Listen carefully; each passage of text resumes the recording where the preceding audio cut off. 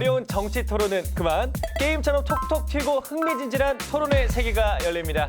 안녕하세요. 게임 오브 토론의 중계를 맡은 캐스터 김정민입니다. 자, 오늘도 토론 주제에 대해서 날카롭게 팩트를 체크해 주실 전문가분 모셨습니다. 권서필 교수님을 소개합니다. 안녕하세요. 예, 안녕하세요. 모건대학교 공공인지학부 권서필 교수입니다. 반갑습니다. 오늘 잘 부탁드려요. 예. 네.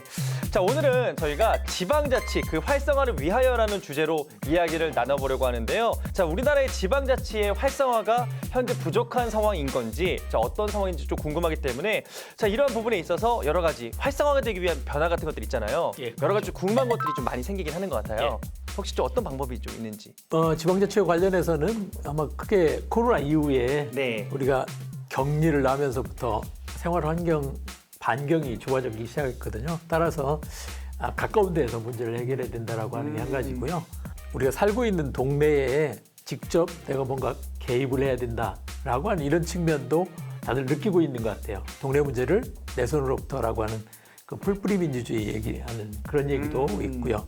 또 다른 거는 이런 거 잘 아시는지 모르겠는데 우리나라 제일 큰 도시랑 네. 가장 작은 시하고 인구 얼마나 되는지 혹시 아세요?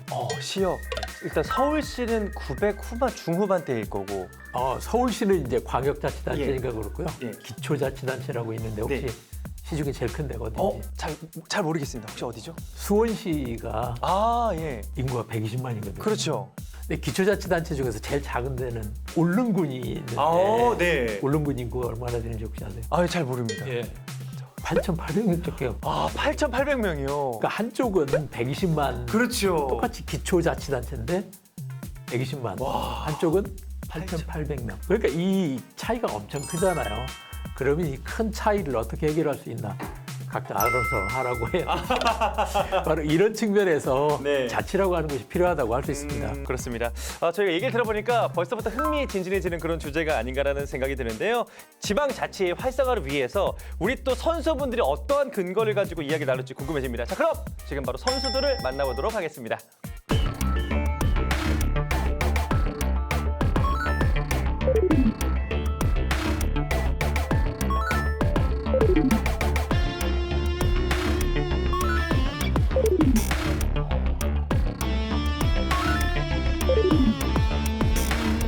이번에 각오 한마디 해주세요. 제가 첫 번째 토론 때 제가 원하는 만큼 그리고 제가 생각해왔던 것만큼 말을 많이 하지 못했고 제 생각을 좀 유창하게 말하지 못했는데 그 점이 좀 아쉽지만 지나간 건 어쩔 수 없다고 생각하고 두 번째 토의에서는 조금 더 유창하게 제 의견을 개진해 보도록 하겠습니다.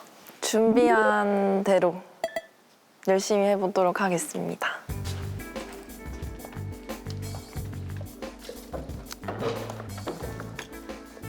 네, 지난번 토론을 함께해서 아마도 내적 친밀감이나 이런 것들이 좀 더해지지 않았을까 생각이 드는데요. 자, 그럼 오늘의 준비된 규칙도 들어보도록 하겠습니다.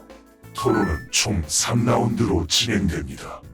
첫 번째 라운드는 주제에 대한 기조 발언으로 시작하며 각 팀당 3분의 시간이 주어집니다. 두 번째 라운드는 대표 쟁점에 대한 토의로 하나의 쟁점당 15분의 시간 주어집니다. 발언 시간 제한은 없습니다. 마지막 세 번째는 토의 결과를 요약하여 대표자가 정리하는 선언 라운드입니다. 각 팀당 4개의 아이템이 주어집니다. 총 4개의 아이템 중 라운드별로 각 팀이 사용할 수 있는 것은 단 2개뿐입니다. 또한 상대방이 사용한 아이템은 다시 사용할 수 없으므로 먼저 선점한 사람이 유리합니다. 아이템의 효과를 잘 파악해 알맞은 순간에 사용할 수 있기를 바랍니다. 네, 드디어 1라운드가 시작되었습니다. 자, 그럼 A팀 선수부터 발언 시작합니다. 네, 제가 먼저 발제문을 시작하도록 하겠습니다. 제가 말씀드릴 부분은 주민자치회의 현황과 그 더 발전 방안에 대해 말씀을 드리고 싶은데요. 주민자치회는 2013년에 시범 시행을 시작해서 곧 실시 10년을 앞두고 있습니다. 10년이라는 시간이 길다면 길 수도 있고 짧다면 짧을 수 있는데요. 지방자치의 활성화를 목적으로 시행되기 시작한 주민자치회는 지역에 따라서 활성화가 잘 된 지역도 그렇지 못한 지역도 존재합니다. 경기연구원에서 2022년 1월에 배포한 자료를 보면 주민자치회가 활성화되지 못한 가장 큰 이유는 주민자치회의 목적과 활동이 잘 알려지지 않았기 때문인 것으로 보입니다. 해당 자료의 구체적인 내용을 살펴보면 주민자치회에 대해 잘 알고 있거나 대강 알고 있는 응답자는 전체의 약 33%에 불과했습니다. 주민자치회의 정책 추진이 효과적이고 긍정적이라고 생각하는 응답자 역시 전체 29%에 불과했는데요. 응답자들은 주민자치회가 효과가 나타나지 못하는 가장 큰 이유로 42%가 낮은 관심과 참여를 뽑았습니다. 주민자치회는 지역 주민이 스스로 그 지역의 문제 그리고 그 문제의 원인을 파악하고 해결책을 제시한다는 점에서 의의를 가지고 있는데 주민자치회에 대해서 주민들이 관심을 가지지 않는다는 것은 주민자치회가 마주하고 있는 가장 큰 문제점으로 보입니다. 지방자치와 주민자치의 기반을 마련하기 위한 과정인 주민자치회 활성화는 주민들의 관심과 노력이 앞으로도 부재한다면 계속해서 더 발전해 나가기 힘들 것입니다. 때문에 가장 우선적인 주민자치회의 과제는 주민자치회의 역할과 목적을 주민들에게 알리고 주민들이 더욱더 관심을 가지고 참여할 수 있도록 하는 것이라고 생각합니다. 2021년 10월 기준으로 전국에는 912개의 주민자치회가 시범 운행되고 있습니다. 하지만 앞서 언급한 것처럼 아직 많은 사람들이 그 존재와 목적 자체를 모르고 있습니다. 주민자치회에 관심이 있는 것이 아니라면 사람들이 그 주민자치의 존재 자체도 알기 어렵다는 것인데요. 저는 이러한 문제를 해결하기 위해 4가지 구체적인 방안을 생각해 보았습니다. 먼저 주민들의 관심을 끌기 위해서 가장 우선적으로 홍보가 이루어져야 될 것입니다. 그 홍보는 온라인 홍보와 오프라인 홍보를 모두 동반해야 될 것이며 이런 홍보 방식을 통해 목적과 어떤 활동을 하는지 그리고 그 효과에 관해서 공유되어야 될 것입니다. 두 번째로는 그 효과가 효능감을 가져올 수 있도록 잘 알려져야 될 텐데요. 주민자치에 참여하더라도 아무런 변화가 없다고 생각한다면 주민들이 주민자치에 참여하고자 하는 이유가 없을 것입니다. 그래서 홍보를 하는 과정에서 시간 제한이 있다 보니까 발언의 시간이 있죠. 그래서 게임 오브 토론입니다. 예, 이게 조금 이야기가 이제 너무 설명이 길어진 것 같아요. 맞아요. 사실 핵심적인 얘기를 4가지나 하겠다고 얘기했는데 시간이 부족했던 것 같습니다. 맞습니다. 자, 그럼 이어서 계속 가보도록 하겠습니다. 네, 기조 발언 시작하겠습니다. 지방자치는 풀뿌리 민주주의의 근간이라는 점에서 민주주의의 요체로 이해되는데요. 지방자치 제도를 확립하고 활성화하기 위한 방안에는 무엇이 있을까요? 첫 번째로 지방분권형 헌법 개정을 통해 지방자치의 핵심인 지방분권을 지속적으로 추진해야 합니다. 현행 헌법은 중앙집권적 국가 운영체제의 바탕을 두고 있어 입법, 행정, 재정의 권한이 국가기관에 집중되도록 하는데요. 헌법 개정 얘기는 사실 계속 여러 번 얘기가 있었는데 네네네. 아직까지 진도가 못 나가고 있죠. 좀 쉬운 일은 아닐 것 같아요. 균형적인 국가 발전과 다원화되는 세계 흐름에 대응하기 위해서는 대한민국이 지방분권 국가임을 규정하고 자치행정권, 자치입법권, 그리고 자치재정권을 보장하는 것을 내용으로 하는 지방분권형 헌법 개정이 필요합니다. 두 번째로 주민자치 활성화를 통해 주민이 중심이 되는 지방자치가 확립되도록 해야 합니다. 성공적인 지방자치를 위해서는 주민의 자치 역량 향상이 필요한데요. 국민들은 지역에서 발생하는 문제를 스스로 해결하기 위해 민주주의에 참여하는 주민자치를 경험함으로써 민주주의를 학습하고 상호 존중의 자세를 배우며 지역 공동체 의식을 함양시킬 수 있습니다. 따라서 민주적으로 운영되는 주민의 대표 조직인 주민자치회로의 참여를 유도함으로써 주민자치회를 활성화시키고 주민의 자치 역량 강화를 통해 주민 중심의 바람직한 지방자치가 이루어지도록 해야 합니다. 그렇다면 주민자치를 위한 참여 유도 방안에는 무엇이 있을까요? 가장 중요한 것은 주민이 자치의식을 가지고 스스로 참여하도록 하는 것입니다. 일자리 창출, 교통 및 환경 개선, 주민 복지 향상과 같이 파급 효과가 큰 기능을 이행하는 것은 주민의 지방자치에 대한 체감도를 높임으로써 지방자치를 자연스럽게 인식하도록 할 수 있습니다. 이후 지방자치단체는 학교, 민간단체, 기업 등과의 연계를 통해 지방자치에 대한 이해도를 높이고 인식 제고를 위한 교육 프로그램이나 캠페인을 수행할 수 있습니다. 더불어 주민자치회는 SNS 및 온라인 플랫폼을 활용해 접근성을 높일 수 있을 것입니다. 또다시 온라인 얘기 여기 나왔고요. 예, 방금 지나간 얘기 중에서 그 학교나 직장 같은 데서도 자치 경험을 해야 된다는 얘기를 딱 그냥 지나간 부분이 있었는데요. 네. 사실 지방자치 활성화를 위해서 특히 학생들이 초등학교, 중학교, 고등학생들이 학교에서 자치 경험을 해야만 그렇죠. 그래야 어른이 돼서도 할 수 있거든요. 그래서 네. 이 부분도 대단히 중요한 부분인데 사실 우리나라에는 이 교육이라는 부분하고 행정이라는 부분이 따로 나눠져 그렇죠. 있어요. 교육행정하고. 네네네. 그러다 보니까 이 부분이 정부에서 조금 관심이 떨어지는 부분 중에 하나인 것 같아요. 자치와 관련해서. 지방의 자치 권한을 확대하고자 2020년부터 주요 법률을 재개정하고 있습니다. 대표적으로 지방자치법 전부 개정안이 있는데 이를 통해서 주민자치의 확대와 함께 지방자치단체의 자율성 강화와 이에 따른 책임성 확보를 위한 많은 규정들이 정비되어 있습니다. 이게 금년부터 시행하게 된 주민자치법에 관한 이야기 하고 있습니다. 역시 공부 잘 돼 있죠? 준비를 많이 한 것 같으네요, 이 부분. 국무회의 성격의 중앙지방협력회의체가 개최되었고 주민조례 청구 제도가 크게 개편되고 실시되고 있습니다. 그 외에도 자치경찰제가 작년 7월 1일부터 전국적으로 시행되었습니다. 향후 강화된 지방 분권을 실시하기 위해서는 방금 말씀해 주셨다시피 자치 입법권, 자치 조직권, 자치 재정권에 대한 개선 과제를 제시해야 합니다. 주민자치회가 풀뿌리 민주주의의 구현을 위한 주민참여기구 역할을 다하기 위해서는 기능과 업무 범위에 대해서 명확히 규정할 필요가 있습니다. 현재 지자체는 주민자치센터와 주민자치위원회를 이미 운영하고 있습니다. 주민자치회는 그동안에 주민자치센터의 운영만 담당하던 주민자치위원회와는 달리 주민자치 읍, 면, 동, 그리고 민주평통 같은 자문기관 등의 기능을 수행하고 있습니다. 기존 기구와의 차별성이 부합될 필요가 있기 때문입니다. 특히 현행 지방분권법 제28조 2항에 따르면 주민자치회의 업무 중에 지방자치단체가 지자체의 위수탁 사무의 영역을 확정하는 것이 필요하다고 규정하고 있습니다. 주민자치의 핵심은 지역 내 마을 일제를 적극적으로 발굴하고 이를 해결할 수 있는 대안을 개발하는 것이 중요하기 때문에 향후 주민자치회는 주민자치 사무의 개발과 수행에 집중할 필요가 있습니다. 이 부분에서 조금 지적할 부분이 있는데요. 네. 사실 지방자치법이 개정이 됐는데 네. 개정된 지방자치법에는 주민자치에 관한 부분이 안 들어가 있어요.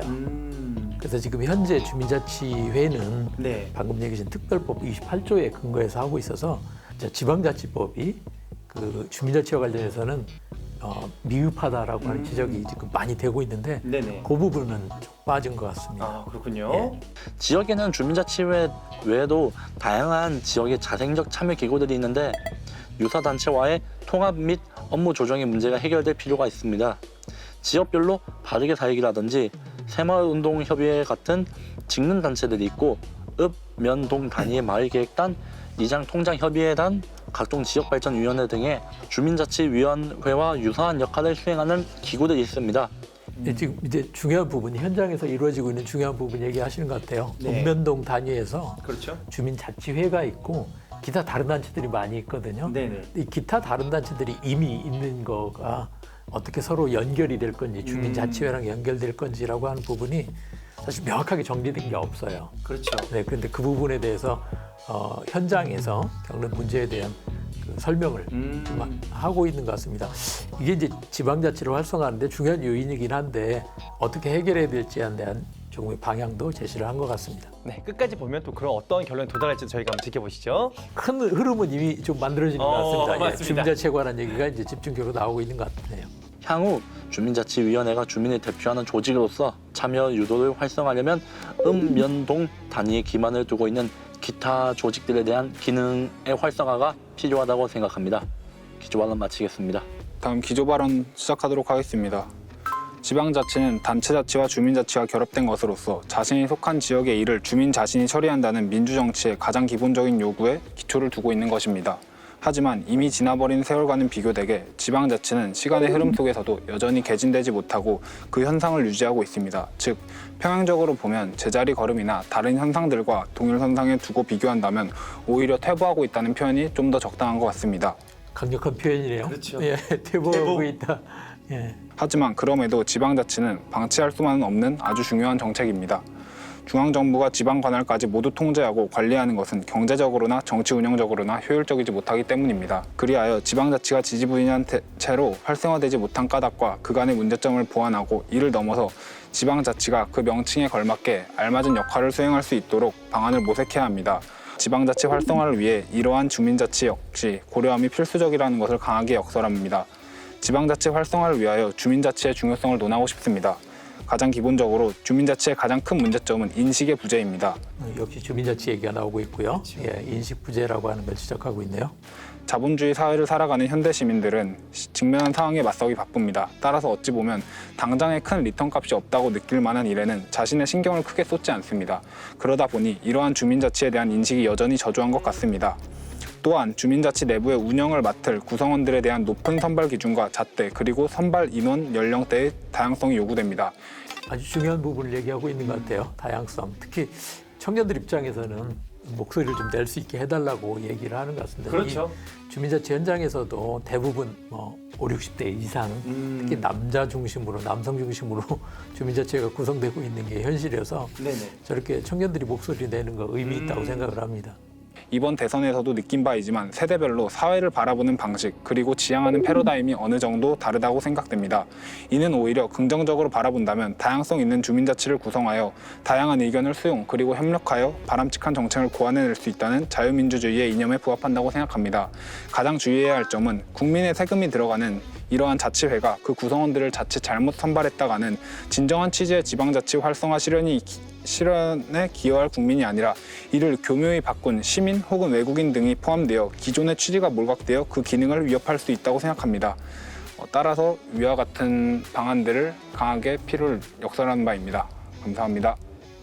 네, 날카로운 지적인 것 같은데요. 네. 좀 논쟁이 될 만한 얘기인 것 같습니다. 이제 방금 마지막에 얘기했던 외국인이라든가 네네네. 또 사적인 이익을 위험성. 위해서 활동하는 그렇죠. 위험성에 대한 건데 이게 지역마다 다 차이가 있고 그렇죠. 또 일방적으로 얘기하기는 어려운 부분이 있어서 근거를 갖고 또 지역에 따라 차이에 따라서 네. 지역 차이를 반영하면 좀 논란이 될 수 있는 소지가 있는 얘기 같습니다. 누구의 의견이 좀 귀에 들어왔다 이런 거 있으세요? 저는 기조 발언을 할 때 조금 관념적이고 추상적인 방안을 많이 얘기를 했었는데요. 민성님께서는 되게 구체적인 방안을 들고 오셔서 그 부분에서 상당히 인상 깊었습니다.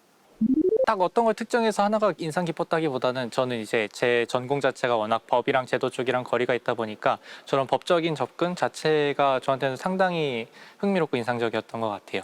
다음 토론에서 좀 기대되는 선수가 있는지. 김민석 님이 좀 기대가 됩니다. 짧은 순간임에도 불구하고 자신의 주장과 생각을 명확하게 구분해서 문장화시켜서 전달력 있게 끌어내는 게 저는 되게 좀 놀랍고 그래서 더 기대되는 것 같습니다. 첫 번째 라운드에서 이야기한 것이 몇 가지 공통점이 생겼던 것 같아요. 맞아요. 하나는 중앙정부 제도 자체가 좀 지방자치의 친화적인 거로 바뀌어야 된다라고 하는 거라서 헌법 개정부터 시작해갖고 여러 가지 필요한 제도를 제안하는 게 있었고요. 또 다른 거는 지방자치의 기본이라고 할 수 있는 주민자치 얘기. 그렇죠. 예, 대부분의 공통점으로 얘기를 했거든요. 다만 이제 디테일에서 좀 달랐던 것 같습니다. 네네네. 지적한 표현들이 어떻게 하면 주민자치를 더 활성화할 수 있는지에 대한 의견은 조금 달랐던 것 같습니다. 그렇습니다. 약간의 좀 차이가 있었죠. 예.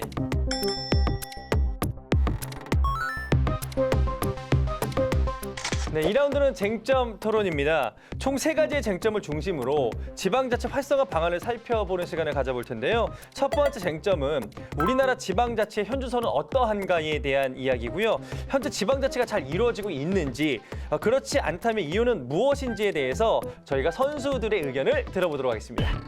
우리나라 지방자치의 현주소에 대해서 이야기를 해보고자 합니다. 그동안 정부에서 협력형 주민자치회를 권장함에 따라 대부분 해당 유형으로 기구들이 구성되고 운영되고 있습니다. 하지만 주민자치위원회의 다양한 유형 등이 있는데 이들과의 비교 검증이 적어서 각 유형별 장점과 단점을 파악하는 데 한계가 있습니다. 또한 시범 사업을 하는 지역 상당수가 중앙정부의 표준 조례안을 준용함에 따라 지역 특성에 맞는 수정 보완과 추가 규정 마련에 미흡하다는 지적이 있습니다. 주민자치위원회의 기능이 모호하고 애매해지고 사업 범위가 불분명해지면서 주민의 대표성도 미흡해지고 있다는 지적입니다. 정부의 표준 조례안에 따르면 주민자치위원회의 협의 업무, 수탁 업무, 주민자치의 업무를 수행한다고 했으나 이 기능에 맞는 사업을 누가 선택하고 어떤 기준에 따라 선정되는지가 명확하지가 않습니다. 이와 함께 주민자치위원회의 대표성 문제도 계속 제기되고 있습니다. 주민자치위원회는 주민이 회원이고 주민자치위원은 이들을 대표하는 사람들이 되어야 하는데 그들만의 카르텔을 형성하고 그들끼리 위원이 된다는 지적이 있습니다. 따라서 주민자치회 위원 선정 과정에서 조금 더 주민들을 대표하고 역량 있는 사람이 선정될 수 있도록 제도적인 보완이 필요하다고 생각합니다. 예, 이 부분 그 주민자치회하고 네. 주민자치위원회를 혹시 아세요? 이게 진짜 구별이 안 되고 있는 것 같아요. 예, 약간 좀 그런 느낌이긴 하죠. 예, 2016년부터 시작해서 주민자치회로 전환이 어, 시작되고 네. 있는데 지금 말씀하시는 거는 그 이전에 2012년부터 시작됐던 주민자치위원회 얘기를 좀 하고 계세요. 그래서 물론 이제 우리나라 전체가 아직 주민자치회로 전환은 안 됐지만은 최근 변화하고 있는 동향하고는 조금 다른 네. 그런 맥락의 이야기를 하고 있는 것 같습니다.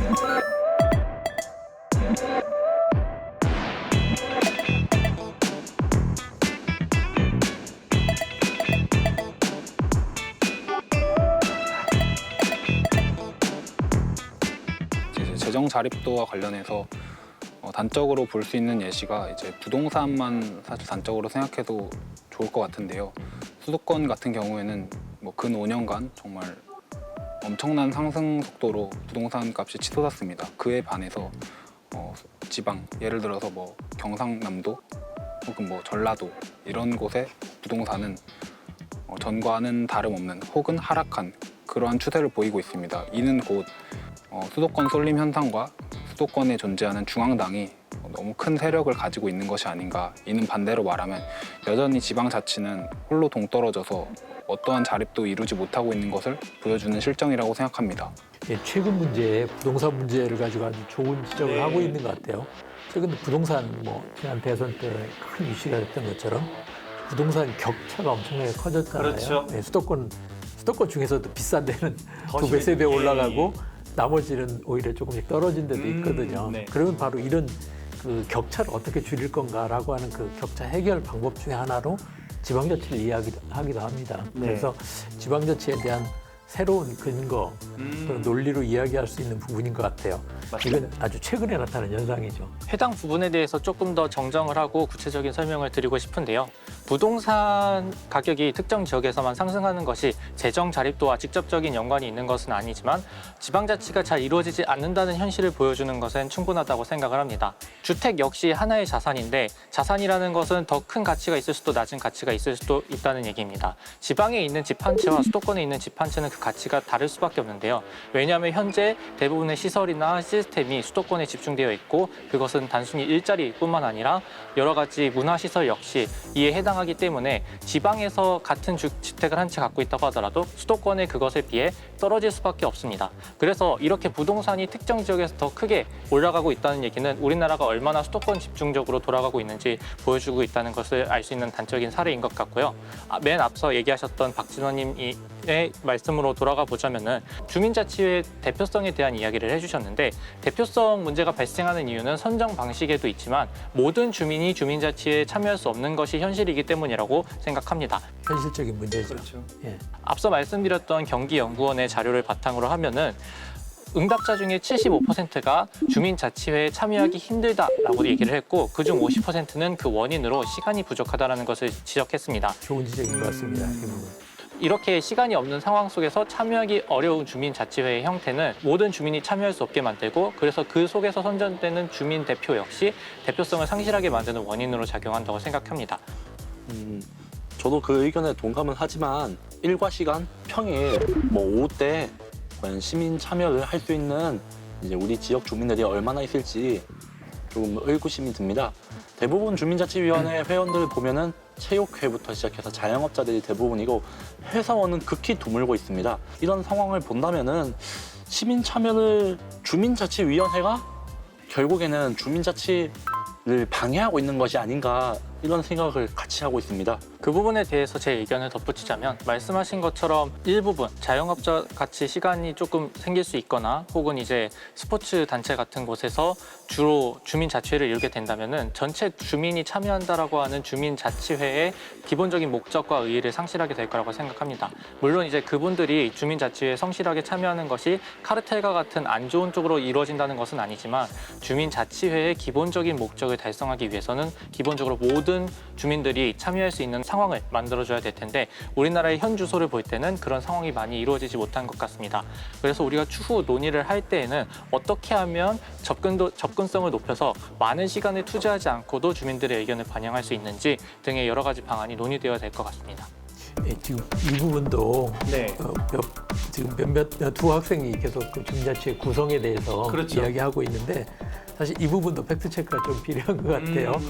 주민자치위원회는 그랬었는데 네네네. 주민자치회는 역할이 예, 그걸 좀 혼동하고 있는 것이 예, 있으니까요. 구성 방법이 이미 달라졌고요. 네. 현재 주민자치회는 그 방금 얘기한 극단적인 표현이지만 카르텔 카르텔. 같은 게 만들어지지 않도록 하기 위해서 각종 제한을 두고 있어요. 예. 교육도 받아야 되고 성비라든가 연령에 따라서 강제로 배분될 수 있도록 하고 있어서 지금 방금 얘기하신 부분은 이미 어느 정도 해결이 되고 있는 거라고 볼 수 있습니다. 네, 이번에는 우리나라 지방자치와 비교해서 외국에는 주민자치회와 유사한 조직들이 어떻게 운영되고 있는지 인상적이었던 부분에 대해서 말씀을 드리고 싶은데요. 물론 외국의 사례랑 우리나라의 사례를 완전히 동일시할 수 없고 환경 자체가 다르다는 걸 인지하고 받아들여야겠지만 그럼에도 불구하고 상당히 인상적이었던 요소는 영국의 주민자치회와 유사한 조직의 경우 조직에게 엄청나게 많은 권한을 부여하는 것은 아닌 대신 그게 작은 권한일지라도 한 번 부여한 권한에 대해서 지자체가 절대로 개입하지 않는다는 이야기를 들었습니다. 이는 우리나라에서 아주 부족한 문제라고 생각을 하는데 어떤 정책을 정해서 시행을 하려고 하는 과정에 있어서 그 정책을 그냥 바로 시행할 수 있는 것이 아니라 검토를 해야 되고 그 검토 과정에서 지자체의 개입이나 전문가의 개입이 발생할 수밖에 없습니다. 그러는 과정에 있어서 주민들은 이럴 거면 내가 뭐하러 정책을 준비하였나 같은 효능감에 있어서 조금 떨어지는 효능감을 느낄 수 있었을 텐데요. 영국의 이러한 사례는 어떤 식으로 정부가 주민들의 효능감을 더 높여줄 수 있는지를 보여주는 좋은 사례라고 생각했습니다. 그래서 이 점을 고려하여서 우리가 권한을 단순히 많이 주는 것이 아니라 한 번 준 권한에 대해서 그 권한을 전부 이양하는 것으로 주민들의 효능감을 높일 수 있다는 것도 고려해 보아야 된다고 생각합니다. 저는 독일의 사례를 조금 찾아왔습니다. 독일은 지방자치단체의 정권한성을 보장하고 자기 책임성을 인정하고 있습니다. 독일의 지자체는 지방의 공공사무에 대한 포괄적 자치권을 부여함으로써 이제 자치사무에 대해서 국가의 지시나 감독 없이 자율적으로 운영할 수 있게 했습니다. 특히 지역고권, 조직고권, 인사고권, 재정고권 및 개혁고권을 가짐으로써 관할 지역에 대해서 지배권 및 내부 조직 구성권, 자체적으로 재정을 규율하고 관할 구역 내 토지를 이용 조정, 발전시킬 권한을 가지면서 우리 현 지방자치보다는 조금 더 많은 권한을 부여하고 권한에 따른 책임은 너네가 져라는 모토로 운영이 되고 있는 것으로 알고 있습니다. 그 외국의 주민자치에 관한 얘기를 하고 있는데 독일. 예, 영국과 독일 사실 뭐 이상적으로 얘기하면 영국과 독일 같은 경우는 정말 그 주민자치가 갖고 있는 권한이 우리로 생각하면 상상할 수 없을 정도로 많이 갖고 있거든요. 예를 들면 우리 동네는 이런 식으로 개발할 거야 정하면 외부에서 전혀 개입할 수 없을 정도로 아까 얘기한 이제 그 토지 곡권이라고 하는 그런 표현을 쓴 것처럼요. 근데 우리의 경우는 사실 현실적으로 불가능합니다. 이미 제도가 그렇죠. 그렇게 다른 방향에서 계속 제도가 왔기 때문에 현실적으로는 불가능한 측면이 있어서 이상적이긴 하지만 적용은 어려운 그런 사례가 될 것 같습니다. 들으면서 걱정스러운 부분들도 항상 계속 제 마음 한켠에 있네요. 얘기를 들으면서 서서히 만약에 이렇게 돼야 된다면 좀 천천히 좀 발전해 나가야 되는 부분이 아닌가라는 생각도 조금 드는 부분도 있었고요. 예, 현실적인 문제하고 이상적인 건 그렇죠. 크게 다른 거니까요. 예. 그런 여러 가지 일련의 사례, 독일과 영국의 사례를 살펴봤는데 거기서 한 가지 강조하고 싶은 부분이 있습니다. 바로 자체적이고 책임을 그들에게 부여했다는 것인데요. 이 얘기를 틀어서 이전에 나왔던 얘기와 비교해 보면은 오늘 나왔던 이야기 중에는 기능과 역할을 정확히 해야 될 필요가 있다고 말씀을 하셨는데 저는 그 의견에 조금 반대를 합니다. 그래서 기능과 책임, 기능과 역할 역시 주민자치 스스로가 정할 것이고 그래서 그 지역에 맞는 역할과 기능을 그 스스로가 설정해서 그 기능에 대한 책임 역시 본인이 지어야 된다고 생각합니다. 더 나은 지방자치, 더 나은 주민자치로 나아가기 위해서는 주민자치회 역시도 단순히 정부에서 지급하는 지원금에 의존하는 것이 아니라 스스로 자금을 마련해서 자체적으로 책임을 질 수 있는 형태로 굴러갈 수 있다면 훨씬 더 좋지 않을까 하는 생각을 두 개의 외국의 사례를 통해서 느낄 수 있었던 것 같습니다. 필요했다거나 아니면 현황에서도 익히 느꼈다거나 뭐 이런 소감이 있으실까요? 지방자치랑 사실 아주 거리가 있진 않았고 그런 과정에 참여는 했었는데 그럼에도 주민자치회라는 단어를 처음 들어봤어요. 그게 일단 첫 번째로 조금 낯설었다고 느꼈던 게 처음 들어서 그랬던 것 같고 두 번째로 조금 많이 현황이 아쉽다라고 느꼈던 거는 처음 들어서 이제 조사를 해야 되는데 검색하니까 안 나오더라고요. 그래서 저희 지역에 주민자치가 있는지 없는지 있으면 뭐 하는지 안 나와서 그런 걸 보면서 아직 많이 여러모로 부족하구나라는 걸 느꼈던 것 같아요.